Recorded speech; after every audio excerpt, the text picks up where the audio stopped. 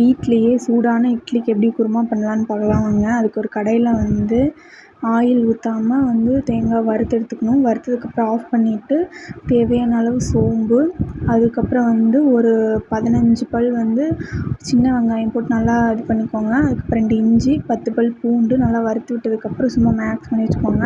அதுக்கப்புறம் ஒரு 4 பச்சை மிளகா, ஒரு 2 தக்காளி நல்லா போட்டு கேஸ் ஆன் பண்ணிவிட்டு நல்லா வறுத்து விட்டுக்கோங்க.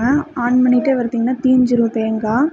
அதனால் அதை அரைச்சிட்டு தேவையான அளவு மறுபடியும் எண்ணெய், சோம்பு, பட்டை அதெல்லாம் போட்டுட்டு அப்புறம் வெள்ளை உளுந்து, பருப்பு இதெல்லாம் போட்டு நல்லா தாளித்து விடுங்க. அதுக்கப்புறம் வெங்காயம், கருவேப்பிலை, அப்புறம் ஒரே ஒரு தக்காளி நல்லா போட்டு நல்லா வதக்கி விடுங்க.